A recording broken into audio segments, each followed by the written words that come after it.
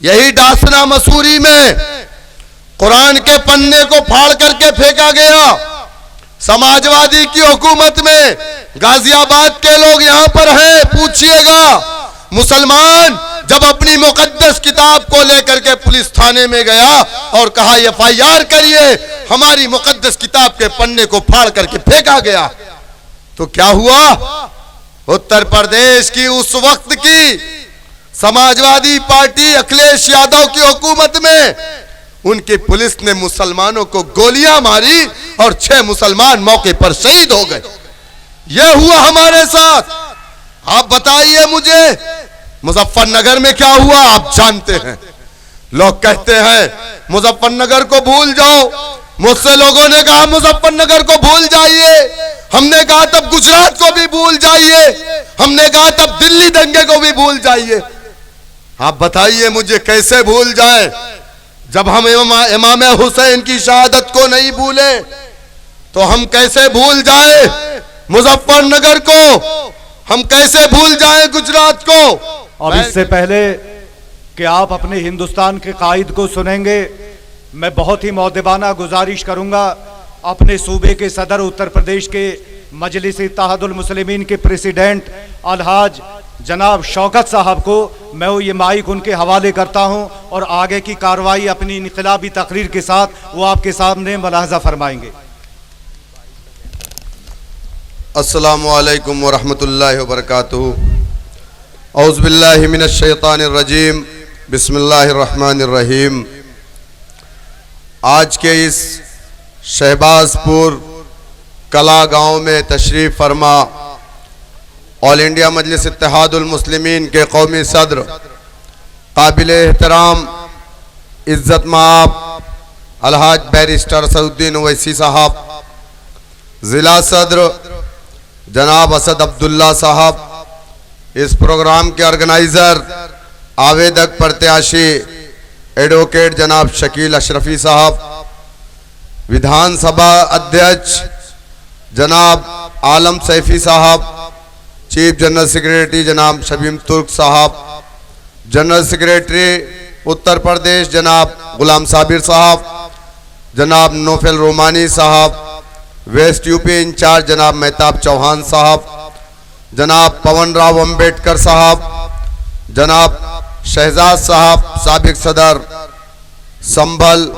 जनाब शाहिद सैफी साहब, जनाब मौलाना जाकिर साहब, जनाब जकी रायनी साहब, एहतशाम मंसूरी साहब और हमारे बीच में तशरीफ़ फरमा ज़िला पंचायत सदस्य जनाब हाफिज़ आमिर साहब, जनाब सैयद असलम साहब, जनाब रफ़त साहब, जनाब मुशीर चौधरी साहब और मुशीर तरीन साहब, मुंबई से तशरीफ़ लाए पार्टी के राष्ट्रीय प्रवक्ता पूर्व विधायक जनाब वारिस पठान साहब, दिल्ली से तशरीफ़ लाए मेरे बड़े भाई दिल्ली MIM के प्रेसिडेंट जनाब कलीमुल हफीज़ साहब, हैदराबाद से तशरीफ़ लाए लगातार उत्तर प्रदेश में 3 महीनों से मेरे साथ एक एक ज़िले एक एक गली की खाक मार रहे एक्स मेयर जनाब माजिद हुसैन अंसारी साहब, तशरीफ़ डाइस पर तशरीफ़ फरमा तमाम जिम्मेदारान साथी। दोस्तों, आज आपको बैरिस्टर असदुद्दीन ओवैसी साहब को सुनना है। मौसम भी ठीक नहीं है और आप देरी से यहाँ पर तशरीफ़ फरमा है। मैं आज थोड़ा सा सवाल आपके दरमियान में छोड़ करके जाऊंगा।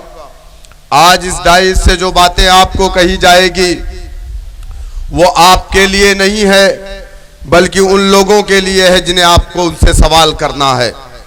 आज जो लोग हमें ये कहते हैं कि मजलिस इत्तेहादुल मुस्लिमीन उत्तर प्रदेश में आई है तो मजलिस बीजेपी को फ़ायदा पहुंचाने आई है।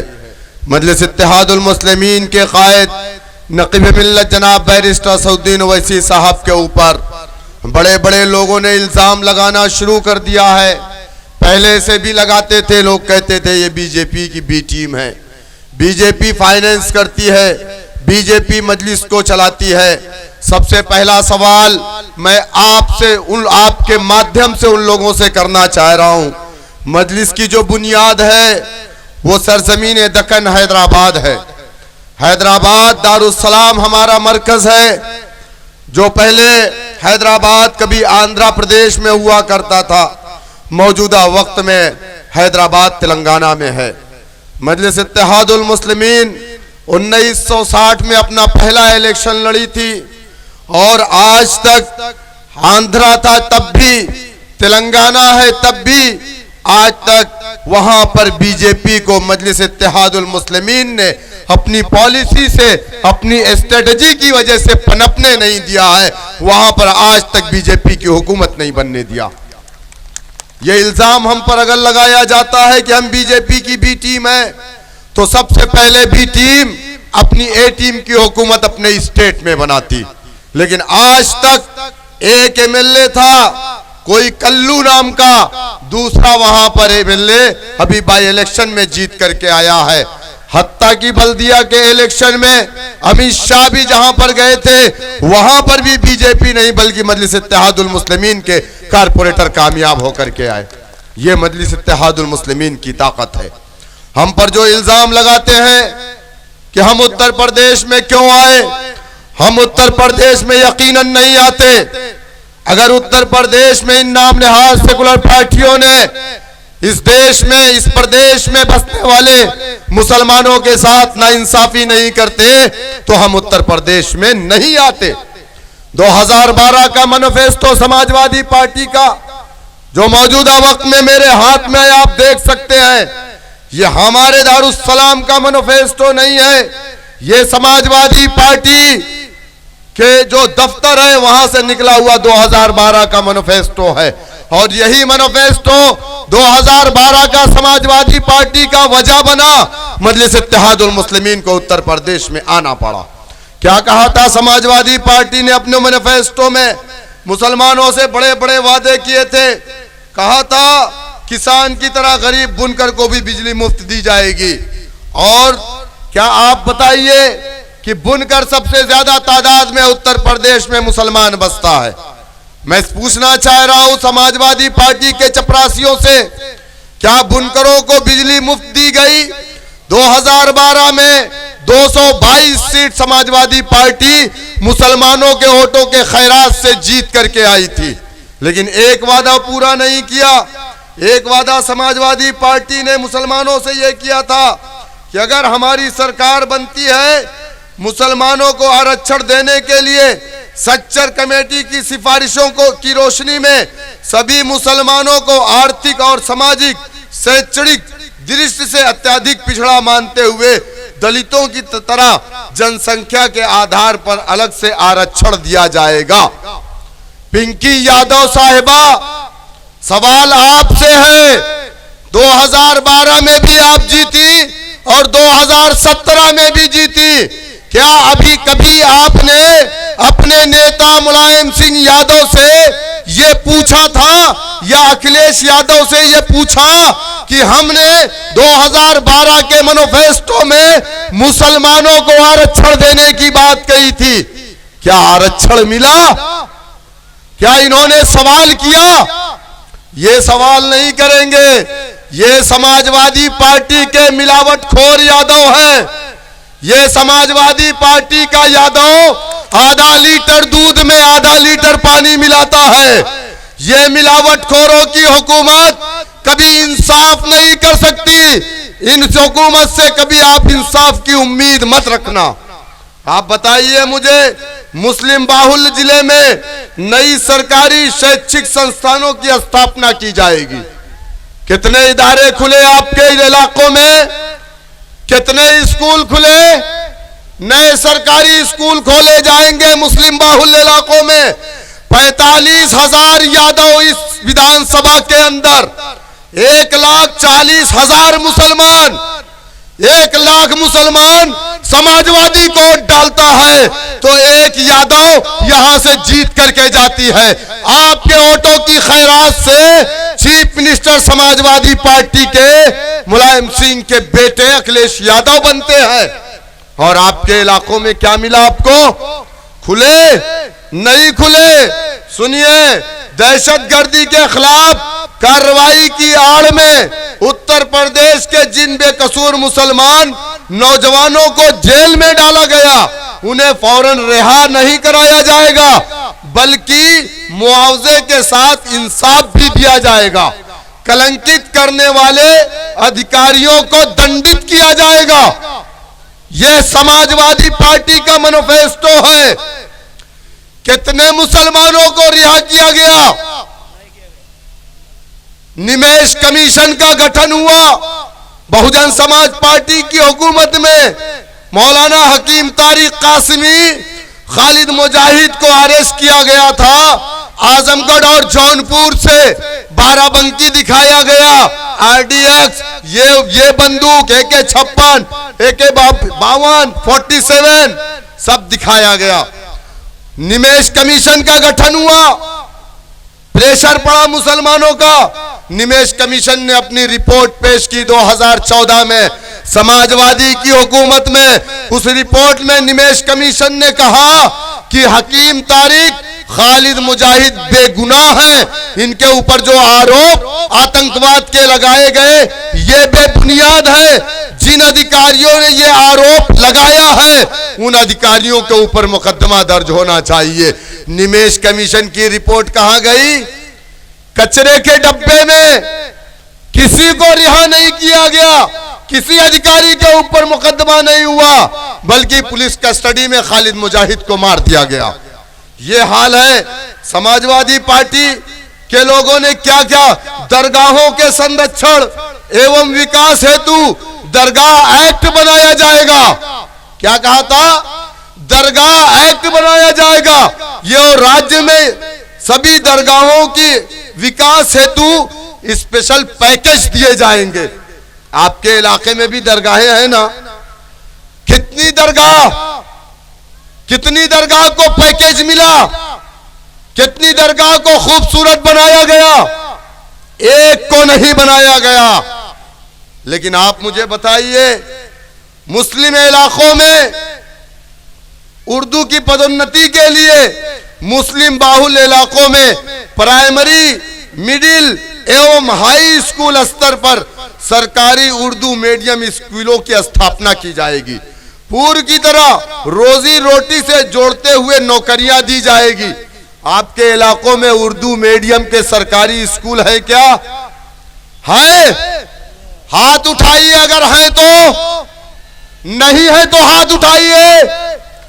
अब बताइए पिंकी यादव साहिबा, हमारे इलाके में नहीं, जहां 4 करोड़ मुसलमान बसता है, पूरे उत्तर प्रदेश में मुसलमानों, ये शर्म की बात है कि एक भी उर्दू मीडियम के हाई स्कूल गवर्नमेंट के नहीं है। और जिस कौम को, जिस समाज को मारना है ना, उसको मारने की जरूरत नहीं। उसके हाथ से उसकी कलम और उसकी जबान को छीन लो, वो कौम खुद ब खुद मुर्दा कौम हो जाती है। यही हुआ हमारे साथ। आप बताइए मुझे, मदरसों को तकनीकी शिक्षा के लिए विशेष बजट का समायोजन किया जाएगा। आप बताइए, समाजवादी पार्टी ने भी नहीं किया, मौजूदा सरकार ने भी हमारे मदरसे में पढ़ाने वाले टीचरों को सैलरी नहीं दे रही। 60% पैसा केंद्र को देना है, मोदी जी भी नहीं दे रहे हैं, और 40% बाबा को देना है, बाबा भी नहीं दे रहे। और क्या कहा था? हम मुसलमानों के एक हाथ में कुरान और एक हाथ में लैपटॉप देंगे। आप समझिए कि आपका कौन है कौन नहीं है। अगर आप ये समझ रहे हैं, ये बहुत लंबी फेरिस्त है, चूंकि मेरे कायद को बोलना है इसलिए मैं शॉर्ट करके अपनी बात को खत्म करूंगा। मेरे दोस्तों, अगर आप ये समझ रहे हैं कि पिंकी यादव को जिता करके आप अपने रोशन मुस्तकबिल को तलाश कर रहे हैं, तो याद रखना, भारत की सदन जो लोकसभा है, लोकसभा के अंदर 131 MP दलित समाज से ताल्लुक रखने वाला आजादी के बाद से है, क्योंकि वो सीटें रिजर्व है।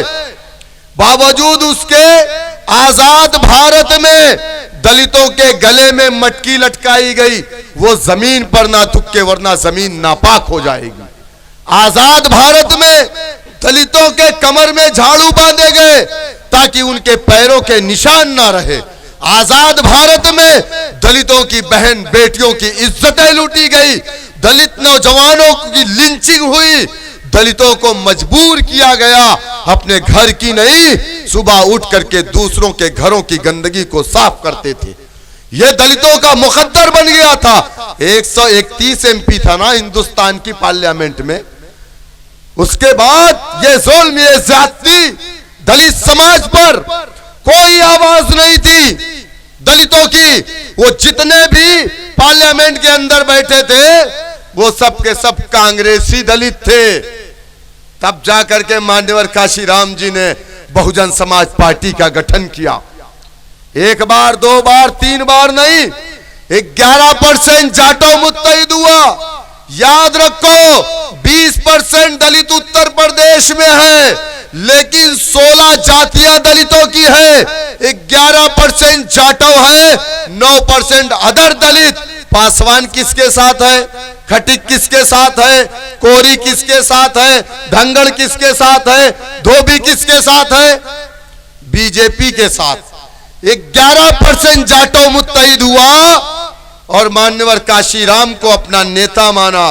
काशीराम ने कहा है दलितों, अगर तुम ये समझ रहे हो कि जमहूरियत में अपने लोगों को कांग्रेस से जिता करके अगर भेजोगे वो तुम्हारी आवाज बनेगा, तो वो तुम्हारी नहीं अपनी पार्टी की आवाज बनेगा। क्योंकि ऐवानों में पार्टियां बोलती हैं, कोई एमपी कोई एमएलए नहीं बोलता। तो क्या हुआ, दलितों ने काशीराम की बात को सुना। उन्होंने कहा कि जिस समाज का अपना डंडा नहीं, अपना झंडा नहीं, अपना सियासी प्लेटफॉर्म नहीं, अपना लीडर नहीं, जमहूरियत में उस समाज की कोई औकात नहीं, उसकी कोई आवाज नहीं। मैं चैलेंज के साथ कहता हूं, ट्रिपल तलाक पर जो बिल लाया गया ना, बड़े बड़े उलमा भी बैठे थे हिंदुस्तान की पार्लियामेंट में जो कांग्रेस से जीत करके आए थे, लेकिन बाद में उन्होंने अपना वीडियो जारी करके कहा मुझे मेरी पार्टी ने बोलने का मौका नहीं दिया, मेरे आका की शरीयत को शहीद किया जा रहा था, कांग्रेस ने मुझे बोलने का मौका नहीं दिया। अरे लानत है ऐसी सियासत पर, जब मेरे दीन पर आँच आए और तुम्हारे मुंह पे ताले लग जाए, तुम बोल नहीं रहे हो, तुम खामोश हो। और मैं चैलेंज के साथ कहता हूं, अगर मेरे कायद बैरिस्टर असदुद्दीन ओवैसी साहब मजलिस इत्तेहादुल मुस्लिमीन के मेंबर ऑफ पार्लियामेंट ना होते, अगर मेरे कायद भी कांग्रेस या समाजवादी या बीएसपी के होते, तो फिर यही चीज पार्टियां इनसे भी कहती कि आपको नहीं बोलना है, यह हमारी पार्टी की गाइडलाइन नहीं है। समझो इस बात को, ये आपका मंच है, ये आपके कायद है, ये आपका परचम है। आइए आइए, आपके मसाइल पर बोलने की आजादी है। अल्ताफ को मार दिया गया उन्नाव में, कौन बोला, कौन गया? मैं गया भाग करके। मेरे कायद ने कहा शौकत जाओ, मजलिस इत्तेहादुल मुस्लिमीन की तरफ से 1 लाख रुपए की इमदाद मैंने किया। हमारे पास कोई बजट नहीं है उत्तर प्रदेश में अभी। जिस दिन इंशाअल्लाह ताला लोग कहते हैं कि हम उत्तर प्रदेश में सरकार नहीं बना पाएंगे, समाजवादी पार्टी का जुम्मन भी बोल रहा है, हम कहे ठीक है भैया नहीं बना पाएंगे। हम कहा कह रहे हम सरकार बना पाएंगे। 543 के बीच में एक शेर जब खड़े होते हैं ना, तो नरेंद्र मोदी की आंखों में आंखें डाल करके बात करते हैं। और 403 के बीच में, 403 के बीच में अगर हम 10 से 15 जीत करके आ गए, हुकूमत बाबा की बने या बबुआ की या बुआ की, इंशाअल्लाह ताला मजलिस इत्तेहादुल मुस्लिमीन का एमएलए इन लोगों को घुटने के बल ला देगा। उत्तर प्रदेश की विधानसभा में अगर मुसलमानों के विकास की बात नहीं होगी, मुस्लिम इलाकों में स्कूल खोलने की बात नहीं होगी, मुसलमानों के नौकरी की बात नहीं होगी, तो फिर विधानसभा नहीं चलेगी। या तो बात होगी तो सबकी होगी, तो मुसलमानों की भी होगी। ये काम मजलिस इत्तेहादुल मुस्लिमीन करेगी। आप मुझे बताइए, कासगंज में अल्ताफ को मार दिया, पुलिस कस्टडी में हमारे पुलिस वालों ने मार दिया, 3 फीट की टोटी संडास के अंदर, उसमें अल्ताफ ने फांसी लगा दिया। क्या बात है, कभी लकड़ी से ताले खुल जाते हैं, पुलिस इनकाउंटर कर देती है। कभी कोई टोटी इतनी 3 फीट की रस्सी में लटका के, कोई नहीं बोला। अल्ताफ नाम मुसलमान था, नहीं बोले। अखिलेश भैया भी नहीं बोले, पिंकी यादव तुम्हारे, अरे हमारे वोटों की खैरात से जीतने वाली पिंकी यादव, तुम भी नहीं बोले, तुम्हारे अब्बा भी नहीं बोले, तुम्हारे आका भी नहीं बोले। प्रतापगढ़ के अंदर समाजवादी की हुकूमत में 52 घर मुसलमानों के जला दिए गए, आज तक इंसाफ नहीं मिला। यही डासना मसूरी में कुरान के पन्ने को फाड़ करके फेंका गया। समाजवादी की हुकूमत में गाजियाबाद के लोग यहां पर हैं, पूछिएगा। मुसलमान जब अपनी मुकद्दस किताब को लेकर के पुलिस थाने में गया और कहा FIR करिए, हमारी मुकद्दस किताब के पन्ने को फाड़ करके फेंका गया। तो क्या हुआ? उत्तर प्रदेश की उस वक्त की समाजवादी पार्टी अखिलेश यादव की हुकूमत में उनकी पुलिस ने मुसलमानों को गोलियां मारी और 6 मुसलमान मौके पर शहीद हो गए। यह हुआ हमारे साथ। आप बताइए मुझे, मुजफ्फरनगर में क्या हुआ आप जानते हैं। लोग कहते हैं मुजफ्फरनगर को भूल जाओ, मुझसे लोगों ने कहा मुजफ्फरनगर को भूल जाइए, हमने कहा तब गुजरात को भी भूल जाइए, हमने कहा तब दिल्ली दंगे को भी भूल जाइए।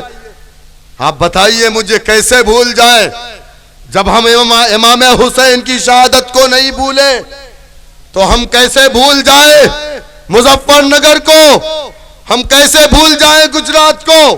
बहरकैफ मेरे दोस्तों, वक्त का तकाजा यह है कि आपको बैरिस्टर असदुद्दीन ओवैसी साहब को सुनना है। मैं आप तमाम का ममनून मशकूर हूं।